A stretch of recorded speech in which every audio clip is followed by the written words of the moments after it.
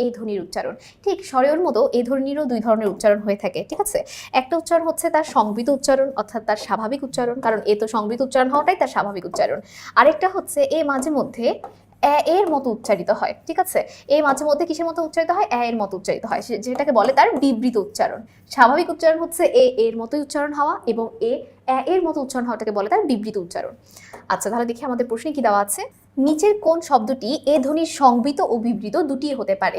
মেঘ, খেলা, পথে নাকি তেনা? এটা উত্তরটা হবে খেলা, ঠিক আছে। অনেকে বলে না যে খেলাধুলা, তাহলে খেয়ে উচ্চারণ করা যায়, খেয়ে উচ্চারণ করা যায়। বেশিরভাগ মানুষ খেয়েই উচ্চারণ করে, কিন্তু এটাকে খেয়ে উচ্চারণ করলেও তেমন একটা সমস্যা নেই। এই জন্যই বলা হয়েছে যে সংবৃত এবং বিবৃত, অর্থাৎ স্বাভাবিক উচ্চারণ এবং এর মতো উচ্চারণ দুইটাই সঠিক হয় কোনটাতে। কোন শব্দে এ ধ্বনির বিবৃত উচ্চারণ রয়েছে? বিবৃত উচ্চারণ মানে কি? তার স্বাভাবিক উচ্চারণ বাদ দিয়ে যখন এর মতো উচ্চারিত হবে। তাহলে দেখো, তেনা না বলে আমরা বলি তেনা, তেনা বলে তেনা। তাহলে এখানে দেখতে পাচ্ছি তয় একার তে না হয়ে এর মতো উচ্চারণ হচ্ছে, দেখিতে দেই উচ্চারণ হচ্ছে, রেণুতে রে উচ্চারণ হচ্ছে, শেষেও একারেরই উচ্চারণ হচ্ছে। শুধুমাত্র তেনাটাতেই উচ্চারণটা আমাদের বিবৃত যাচ্ছে।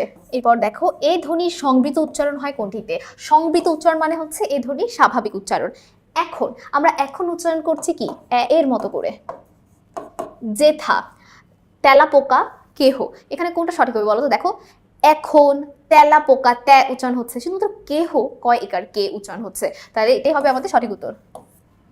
এ ধ্বনির বিবৃত উচ্চারণ কেবল শব্দের কোন অংশে পাওয়া যায়? অর্থাৎ এ ধ্বনির যে বিবৃত উচ্চারণ, এটা যে মাঝে মধ্যে কিসের মতো উচ্চারণ হয়? এর মতো উচ্চারণ হয়। এটা মূলত কোথায় বেশি পাওয়া যায়? সেটা হচ্ছে আদিতে, শুরুতে, ঠিক আছে। যেমন আমরা প্রত্যেকটা দেখো বেশিরভাগই দেখেছি শুরুতে যখন আমাদের এ ছিল, সেটাই কিন্তু মানে শুরুর ক্ষেত্রে কিন্তু দেখো, এখন এ শুরুতে ছিল, তেলাপোকায় তে শুরুতে ছিল, জ্যাঠাতে যে শুরুতে ছিল, তাহলে প্রত্যেকটা শুরুতেই ছিল। তো আমাদের বেশিরভাগে যে এ ধ্বনির অস্বাভাবিক উচ্চারণ অর্থাৎ বিবৃত উচ্চারণটা যখন এটা শুরুতে থাকে বা একারটা শুরুতে থাকে, শুধুমাত্র তখনই দেখা যায় বা তখনই হয়ে থাকে। তাই এখানে আমাদের সঠিক উত্তর হবে 3। কোন শব্দটি আদিতে এর উচ্চারণ বিবৃত? অর্থাৎ বিবৃত মানে কি? এর মতো উচ্চারণ হয়েছে কোথায়? দেখো, হ্যান, পথে, প্রেম, দেহ, মানে না হ্যান ত্যান। হ্যান ত্যান মানে কি? জানো কথা। তাহলে এই হ্যান বানানটার হয় এর উচ্চারণটা জফলার মতো করে হচ্ছে, তাই না? এর মতো করে হচ্ছে। তার সঠিক উত্তর ক। এ বর্ণের বিবৃত উচ্চারণ কোনটি? একটি, এবার, দেশ নাকি খেলা? আমরা জানি খেলা খ্যা উচ্চারণ হচ্ছে, এটাই আমাদের বিবৃত উচ্চারণ। কোন শব্দটিতে এ বর্ণের এর উচ্চারণ ঘটেছে? একটি, দেশ, এলো নাকি একটা? দেখো, একটি এবং একটা দুটার উচ্চারণ দেখো, দেখতে দুটো সেম, অর্থ দুটার সেম, উচ্চারণ দুটার ভিন্ন।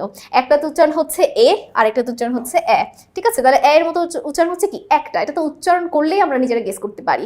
খুবই সহজ একটা অধ্যায়।